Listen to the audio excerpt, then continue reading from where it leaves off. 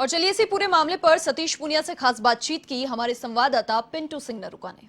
में चल रहे सियासी घटनाक्रम में अब रोचक मोड़ आ गया है।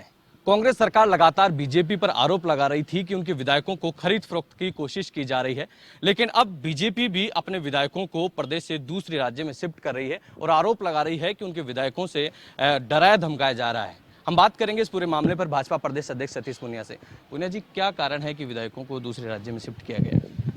देखिए, चैनल के हिसाब से तो जवाब बदलेगा नहीं, जो सामान्य सी बात है, क्योंकि अब सत्र आने वाला है और जिस तरीके से कांग्रेस सरकार की फितरत रही है और जिस तरीके से अपने लोगों के खिलाफ उन्होंने दबाव बनाकर ये साबित भी हो गया, इसलिए ये अंदेशा था कि वो कहीं ना कहीं सरकारी एजेंसियों का दुरुपयोग करके हमारे लोगों को भी परेशान करेंगे। और इसलिए सामान्य तौर पर हमारे अपने लोगों ने कहा कि इस तरीके से लोग हमें परेशान करने की कोशिश कर रहे हैं तो हम घूम के आते हैं।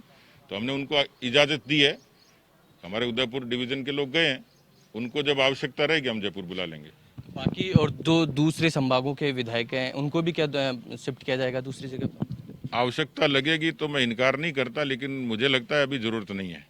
आप लगातार ये कहते रहे कि कहीं ना कहीं जिस प्रकार से सरकार की ओर से कि मीठा मीठा गप गप कड़वा कड़वा थू थू, आप उन पर बाड़ेबंदी का आरोप लगा रहे हैं, लेकिन अब कहते हो कि सरकार उनको परेशान करी और पॉलिटिकल टूर नहीं है, ये वो घूमने के हिसाब से वहाँ गए। बाड़ाबंदी में फर्क है ना, आदमी लुगाई में भी फर्क है।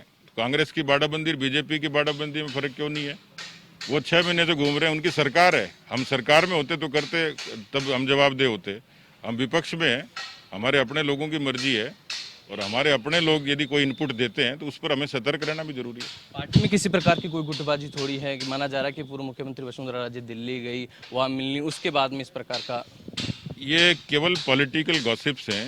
पार्टी में कहीं किसी तरीके का विग्रह, कोई परेशानी नहीं है। और ये राज्यसभा में भी इस तरीके की चर्चाएं चली थी, तो मुझे लगता है कि इस बार भी वो चर्चाएं निराधार होंगी। हमारे अपने भीतर किसी तरीके का कोई विग्रह नहीं है। आने वाले समय में तमाम जो दूसरे विधायक हैं उनको भी कहीं एक जगह रखा जाएगा सुरक्षित स्थान पर? नहीं, उसके लिए तो हम विधायक दल की बैठक जब बुलाएंगे 1-2 दिन पहले, तब उनको जयपुर बुलाएंगे।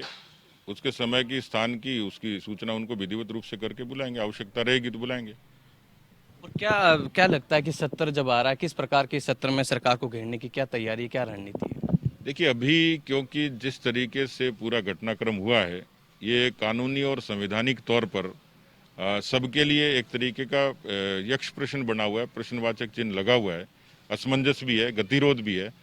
तो जब तक 11 तारीख को न्यायालय का फैसला नहीं आता, क्या दिशा तय होती है, तो इसलिए सामान्य तौर पर जब सदन चलता है तो उसमें कोई ना कोई जो लोगों की, अपनी विधायकों की समस्याएं होती हैं, उनका जिक्र होता है, बिल्स पे चर्चा होती है और जो सदन की जो प्रक्रिया है, परंपरा है, उसके हिसाब से काम होता है।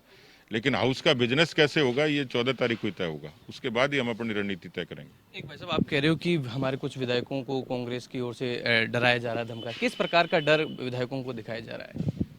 देखिए, जिस तरीके से इन्होंने बिना वजह 124(1) के कुछ लोगों पर लगाए, अपने लोगों को नोटिस दिए, उसके बाद विड्रॉ करना पड़ा, सबको लग रहा था कि कानूनी दायरे में ये चीज़ें आती नहीं है।